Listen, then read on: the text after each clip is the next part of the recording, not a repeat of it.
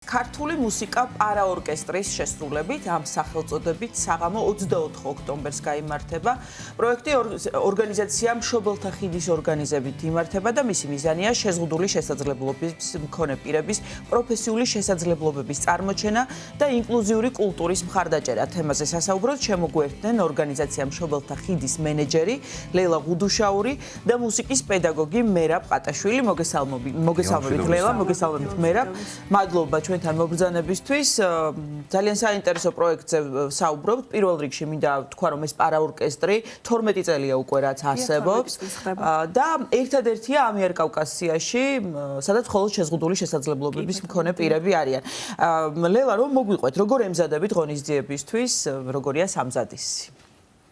პირველ რიგში მადლობა მხარდამჭერებს, შემოქმედებით საქართველოს და კულტურის სამინისტრო არის ჩვენი მხარდაჭერი ამ კონკრეტულ პროექტში და უკვე ერთ თვეზე მეტია ძალიან აქტიურად ყოველდღიურ რეჟიმში დამეთანხმება მასწავლებელის, რომ დატვირთულები არიან ძალიან და ისე ძალიან აქტიურად მიმდინარეობს პროცესი. გაზრდილი რაოდენობით წარსდგება პარაორკესტრი მაყურებელთა წინაშე და მსმენელის წინაშე 27 წევრით, ხო? აი ამაზეც რომ მოგვიყვეთ. ზოგადად ძალიან საინტერესოა მე მგონი ჩვენთვის ყველასთვის და მაყურებლისთვისაც როგორ შეიკრიბა პარაორკესტრი, ეს ადამიანები როგორ მოძებნეთ და როგორ შეკრიბეთ ერთად.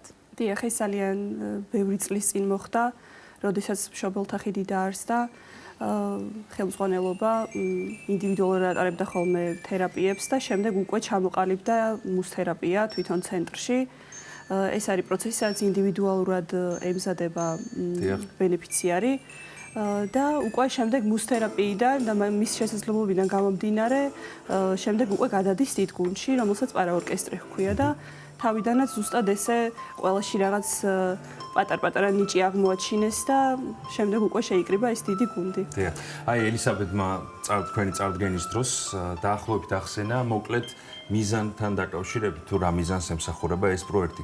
უფრო ცუდად თუ შეგვიძლია რომ ვუთხრათ მაყურებელს რა არის მისი მთავარი მიზანი, რატომ გადაწყვიტეთ ორგანიზაციამ რომ ეს კონცერტი გაიმართოს? ინკლუზია, ჩართულობა და ზოგადად შეზღუდული შესაძლებლობების პირთა ნიჭის წარმოჩინება. ეს აუცილებელია რა თქმა უნდა, რომ საზოგადოებამ გაიცნოს უფრო ფართო საზოგადოებამ. მერაბი არის მუსიკის პედაგოგი და ამიტომ უკვე რეპერტუარზე თუ რა შესრულდება ამ კონცერტზე მერაბს ვკითხოთ. პარაორკესტრის კონცერტი შესრულდება 10 სხვადასხვა კომპოზიტორის ძალიან ცნობილი ნაწარმოები, როგორც შეიძლება კლასიკური, ასევე ნაწარმოებები კინომუსიკიდან, ასევე პოპულარული მაგალითად როგორც არის ლაღიძისა და ყანჩელის პოპულარები, სადაც გაერთიანებულია მათი ძალიან ცნობილი რამდენიმე ნაწარმოები. ახალი კომპოზიციები თუ შესრულდება ასევე საინტერესო არის და ვისი რომელი კომპოზიტორის თუ კი არის ასეთი? ახალი კომპოზიციები, ძალიან ახალი კომპოზიცია ესე არ გვაქვს, მაგრამ შესრულდება სიმღერა მდინარე ხიდის ქვეშ, რომელიც შეიძლება არის შედარებით ახალი და ასევე არა შეუსრულებია როგორც წესი ასეთი სიმღერა აქამდე პარაორკესტრს. ანუ ამ ორკესტრისთვის ახალი, გასაგებია. ასევე იქნება განახლებული სტილით შესრულებული ეს სიმღერა, ჩავთეთ ახალი ინსტრუმენტები, როგორც არის გიტარა, ასევე შემოვა კლარნეტი ამ ინსტრუმენტში, ამ ნაწარმოებში. ჩვენი არაჩვეულებრივი მუსიკოსები პარაორკესტრის ასევე იმღერებენ და ვფიქრობ ძალიან საინტერესო იქნება. მერაბ, რომ მოგვიყვეთ, როგორ მუშაობთ ამ ადამიანებთან, არაჩვეულებრივ ადამიანებთან, აი კადრებში ვხედავდით, ასევე ასაკი საინტერესოა, ვთქვათ, შეუზღუდავია ასაკი მათი, ხო? როგორი არის ერთი სამუშაო დღე თქვენი მათთან გატარებული და მით უმეტეს ამ პერიოდში, როდესაც ასეთი დატვირთული ხართ ალბათ კონცერტისთვის ემზადებით და ალბათ სულ რეპეტიციები გაქვთ. კი. ამ ბოლო პერიოდში განსაკუთრებით ძალიან ხშირი რეპეტიცია მინდის. სამუშაო პროცესი ძალიან ჩვეულებრივი არის, არაფრით განსაკუთრებული ან გამორჩეული, შეხვედრა, დამუშავება ნაწარმოებების. ახლა ფაქტობრივად ყველა ნაწარმოები იციან, რა თქმა უნდა. ჩვენო მუსიკოსებმა, იმიტომ რომ კონცერტის წინა პერიოდია. ამ ნაწარმოებს გავაცნობდი და უშუალოდ მიმდინარეობს ამ ნაწარმოების გაცნობა, შემდეგ პარტიების გადანაწილება, თუ ვინ რა ინსტრუმენტზე დაუკრავს, გამომდინარე იქიდან თუ ვის რომელ მუსიკოსს რა ინსტრუმენტზე დაკვრა შეუძლია. ამ გადანაწილების შემდეგ უკვე ვსწავლობთ ნელ-ნელა პარტიებს, თუ როგორ უნდა დაუკრათ, ვინცად უნდა შევიდეს და კამერულად ვეწყობით ერთმანეთს. ეს ინსტრუმენტები, რასაც ახლა კადრში ვხედავთ და თქვენს საუბრობდით მასთან დაკავშირებით, ბავშვობიდან ეუფლებიან ამ ინსტრუმენტებს ეს ადამიანები თუ შემდეგ უკვე როდესაც კონცერტის წინა მზადება მიმდინარეობს და რეპეტიციები, შემდეგ ხდება მათი ურთიერთობა ინსტრუმენტთან. არიან მოსწავლეები და არის ინსტრუმენტები, რომლებიც ბავშვობიდან სწავლობენ ამ ინსტრუმენტს და არის ინსტრუმენტები, ძირითადად საუბარი არის შეიკერებზე, ინსტრუმენტები, რომელიც მუსიკას აძლევს რიტმს, არის შესაძლებლობა, რომ აი სწორედ კონკრეტულად ნაწარმოებიდან გამომდინარე აირჩეს იმ მოსწავლეზე ის ინსტრუმენტი, რომელიც საჭიროა რომ შესრულდეს. ნაწარმოების შესრულება. ჩვენ ვახსენეთ, რომ 27 წევრით წარსდგებით ახლა მაყურებელთა წინაშე და აღარ დავასრულეთ საუბარი იმაზე, ახალი წევრები როგორ შემოგემატნენ. ლელა, თქვენ რომ მოგვიყვეთ. დიახ, აი ზუსტად ესეთი შერჩევითი პროცესი იყო მუსთერაპიაში ჩართული პირები და ბავშვები, რომლებთაც აღმოაჩნდათ მუსიკალურად უფრო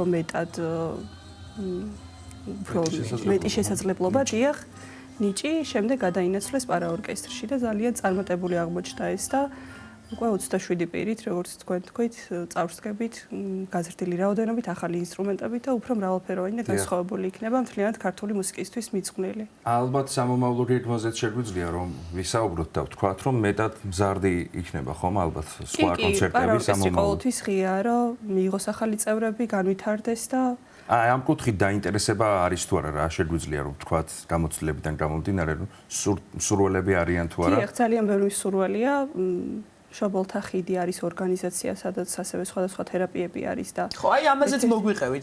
ორგანიზაციაზე, სადაც სხვადასხვა თერაპიებია და აი ინკლუზიური სწავლების მიმართულებით ძალიან ბევრს აკეთებს ეს ორგანიზაცია. დიახ. ამ ეტაპზე 60-მდე შშმ-პირი და ბავშვი არის ჩვენს ცენტრში, 18 წლამდე და 18 პლუსი, ორივე მომსახურება გვაქვს და არის ისეთი მრავალფეროვანი მომსახურებები და თერაპიები, როგორიც არის თიხის თერაპია დავამატეთ ახლა, მუსთერაპია თავისთავად, ფსიქოლოგები, ფიზიოთერაპევტები მუშაობენ აქტიურ რეჟიმში და ისეთი ძალიან აქტიური და დატვირთული გარემო აქვთ და თვითონაც ამით ძალიან ბედნიერები არიან, რომ ამ ცენტრში არის მრავალფეროვნება. თავად ეს ორგანიზაცია რამდენი წელია რაც არსებობს, ესეც რომ ვუთხრათ მაყურებელს. 20 წელზე მეტია უკვე. დიახ. დიახ, ეს იქნება ნამდვილად ინკლუზიური კულტურის ზეიმი, ხო? 24 ოქტომბერს, რასაც ნახავს მაყურებელი, მათ ალბათ ძალიან ბევრი გულშემატკივარი ყავთ. დიახ, და ახლა ველოდებით ზუსტად ისინიც ეპატიჟებიან თავის მეგობრებს, ნაცნობებს და დიახ. მერაბ სხვა პედაგოგებიც თქვენთან ერთად ალბათ იღებენ, ხო? ბუნებრივია მონაწილეობას რეპეტიციების პროცესში. როგორც პედაგოგი ვარ მხოლოდ მე, მუსიკის პედაგოგი, თუმცა ყავს მოწვეული სოლისტები, რომლებიც ასევე ჩართულები არიან ამ კონკრეტულ კონცერტში. თქვათ ვოკალისტები თუ ვოკალისტები. საინტერესოა ვინ არიან ისინი? არიან თქვათ მომღერლები, ამ სფეროს წარმომადგენლები თუ კი, ყავს მომღერალი, რომელიც ჩაირთვება ამ კონცერტში. ასე რომ ზიურის წევრები დაგვეხმარებიან. რამდენიმე გოგონა, რომელიც აქამდეც ჩვენს გვერდით იყო და ეხლაც დაგვეხმარება. დიახ, ასაკზე გკითხეთ და ანუ შეუზღუდავია, ხომ? თუ უფრო აი ესეც რომ დავიკონკრეტოთ. სხვადასხვა კატეგორიის შეზღუდული შესაძლებლობების მქონე პირები არიან გაერთიანებული პარაორკესტრში, ესეც დავაკონკრეტოთ. დიახ, და ამიერკავკასიაში არის ერთადერთი ესეთი პარაორკესტრი. სადაც მხოლოდ შეზღუდული შესაძლებლობების მქონე პირები არიან.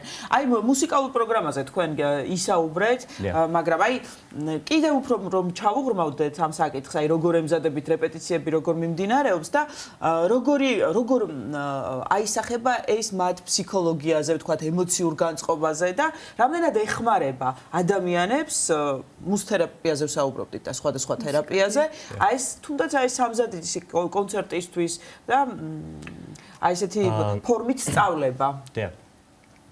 პირველ რიგში რა თქმა უნდა ძალიან ბევრი პარაორკესტრის წევრი ყავს, რომელიც ჩვენთან დადის ხო? და ასეთი ფორმით ჩატარებული ნაწარმოების სწავლება, ასეთი ფორმით ჩატარებული გაკვეთილები მათ ძალიან ეხმარება პირველ რიგში ინტეგრაციაში ერთმანეთთან. ასე დარწმუნებული ვარ, რომ ძალიან სიამოვნებთ არა ორკესტრის გაკვეთილები, იქიდან გამომდინარე, რომ მაშინ როდესაც გაკვეთილი მთავრდება, გრძნობ მათგან, რომ მათ არ უნდათ, რომ თავშეთ გაკვეთილი დამთავრდეს. დიახ, საზღვარგარეთ თუ გაქვთ გასვლა, თქვათ, ან თუნდაც საქართველოს სხვადასხვა რეგიონში, კუთხეებში თუ გადიხართ და აი მათ შემოქმედებას აცნობთ მსმენელს და მაყურებელს, ეს ალბათ მათთვისაც ძალიან დიდი სტიმული იქნებოდა. დიახ. საზღვარგარეთ გქონდა შემოთავაზება და რა თქმა უნდა გვაქვს სურვილი და თვითონაც ძალიან აქვთ სურვილი, უბრალოდ ფინანსური პრობლემის გამო ვერ შევძალით წასვლა და რეგიონებში კი ხშირად დავდივართ და ახლა სწორედ ალბათ 2 კვირის წინ ვიყავით ბოლო ლოკაციაზე. დიახ, სად იყავით? სიღნაღში. სიღნაღში, ძალიან კარგი. აი კიდევ ერთხელ რომ უთხრათ ჩვენს მაყურებელს ანონსის სახით, სად, როდის გაიმართება ის კონცერტი, რაზეც ახლა ჩვენ ვსაუბრობდით.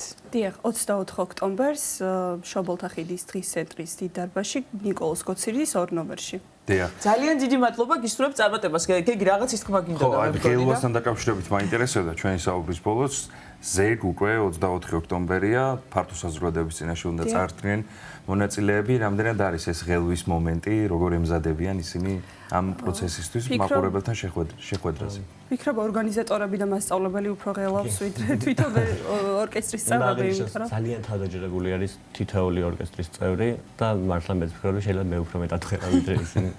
წარმატებას გისურვებთ თქვენს და მათ პირველ რიგში ორგანიზაცია მშობელთა ხიდის მენეჯერი ლელა გუდუშაური და მუსიკის პედაგოგი მერაბ ყატაშვილი იყვნენ ჩვენი გადაცემის სტუმრები.